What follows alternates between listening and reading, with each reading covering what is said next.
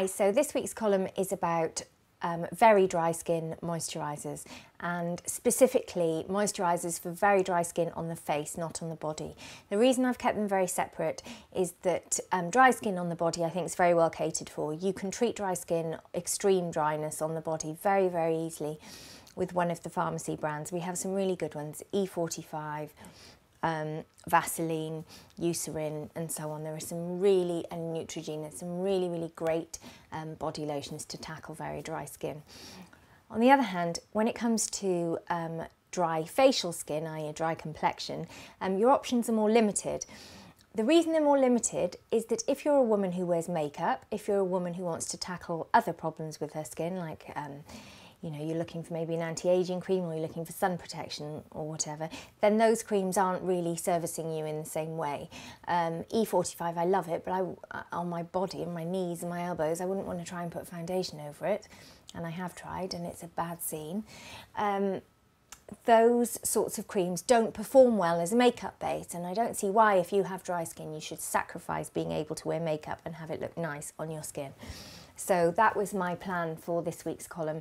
I wanted to find moisturisers that worked really well on very dry skin, of which I am a sufferer, that really accommodated makeup over the top and, if anything, enhanced the finish of makeup. So I would love to now be able to tell you how to go and find a really good moisturiser if you have very dry skin, but I can't. And the reason I can't give you any good clues in that respect is that there are so many moisturisers that say they're for very dry skin that don't even touch the sides, that don't offer the same level of comfort and hydration and moisture that you want. That's very frustrating, but equally there are lots of moisturisers who describe themselves as for normal skin or normal to dry skin that actually can cope with extreme dryness very well. There was one I tested for the column by Declior, the Hydra Floral, and that is for normal to dry skins, or I think it says all skin types or something. And it seemed so not for me that I almost dismissed it, and it felt too light, but actually I tried it because I thought I should. And it was brilliant. It kept my skin really comfortable for hours and hours and hours, and it wasn't meant to be targeted at me at all. So you're much better off maybe looking for ingredients. There are certain ingredients that we know are very good on dry skin. Avocado oil, shea butter, olive oil, those sorts of ingredients are really pampering and softening on dry skin. And also things like glycerin is very hydrating, so if you also have dehydrated skin, that's very good because it holds a great deal of weight in water, which is what you want if you have dehydrated skin, which often goes hand in hand with dryness. So look for those sorts of ingredients rather than what it says on the label, because the labels are so misleading. I tried lots of moisturisers for this column that were targeted at very, very dry skin. And honestly, they were runny, and I would put them on, and before I'd even got as far as my foundation, I felt like I needed another layer because it had sunk in immediately. So that's what I would say there.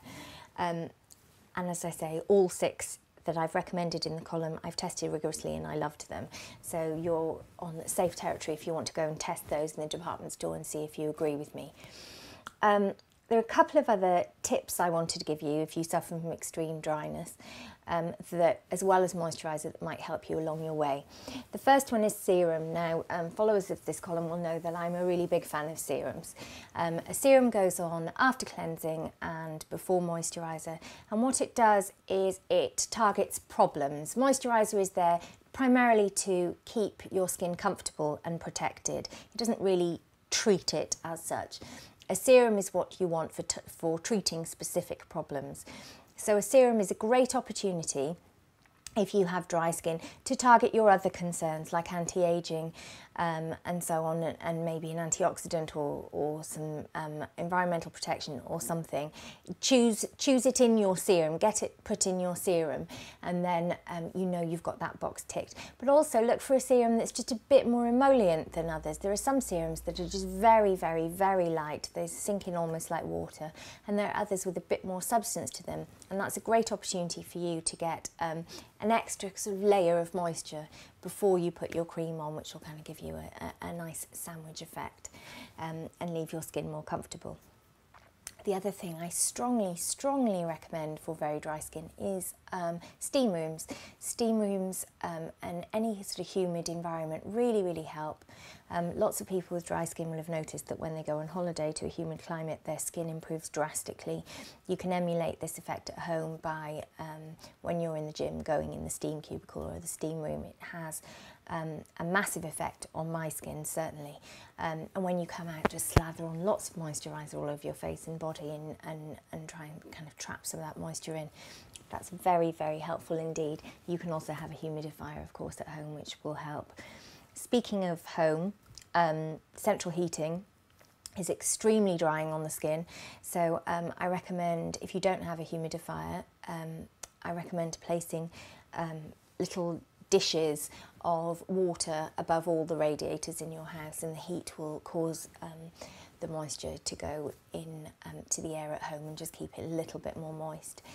The other thing I strongly recommend is at night time before you go to bed, putting on lots and lots of moisturiser then, and putting nice cotton pyjamas or nice cotton socks, for example, over your kind of extremities and legs, and that will help keep the moisture soaking in, and when you wake up in the morning you'll find your skin has softened significantly. Finally, the other thing that I swear by with dry skins, which for some reason women are repeatedly advised against doing, is exfoliation.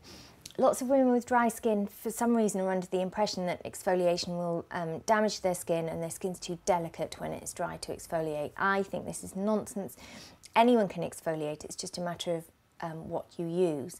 Yes, if you have very dry skin, you don't want an exfoliant that would be suitable on an oily skin, like one that's full of glycolic acid, for example, that might strip away some moisture.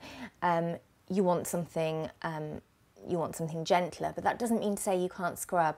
So I'm obviously a devotee of the hot cloth method. You probably know that by now, but really hot cloth cleansing is excellent on dry skin because you're not introducing any chemicals that can upset the moisture balance further, but you are getting a good old scrub.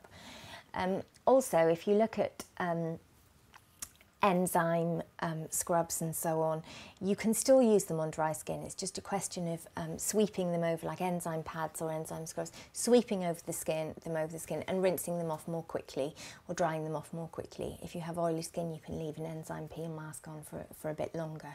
But exfoliation really helps with dryness because A, it gets rid of the flakes, which make your skin look more dry, and B, taking away those flakes allows your skin to more readily accept product because it doesn't have that barrier of dead skin over the top, and it can take moisturiser and serum into the skin, which will certainly help the moisture levels.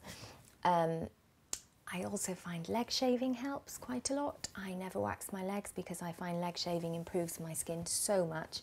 It's definitely worth doing. A sharp razor blade will again exfoliate the dead skin from the top and allow your moisturiser to sink in more readily and in a way that something like waxing doesn't do.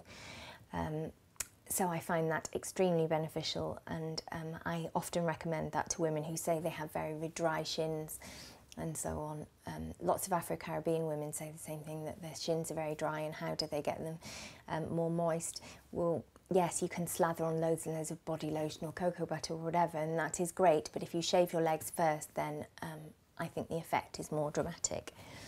Anyway, so those are the little tips I've learned over the years. I do have extremely dry skin. I can promise you I'm not one of those millions of people who says, oh, I've got really dry skin, when, you know, they had chapped lips once. I've got properly dry skin, dermatologist diagnosed and everything, so I really am the voice of experience, bitter experience at that. So those are my main tips for taking care of it. I am absolutely fastidious about moisturising. I do it all the time. I never leave the shower without immediately coating myself top to toe, because that's when your skin's at its most vulnerable as a dry skin sufferer. So always make sure you do that as the absolute bare minimum, but hopefully those tips will help you get an extra boost too. Anyway, I'm really looking forward to the comments section this week, because I have a feeling there'll be lots of sufferers with lots of tips, and I think when it comes to dry skin, those first-hand experiences are invaluable in helping others. So I'm looking forward to that, and thanks for watching. See you next time. Bye.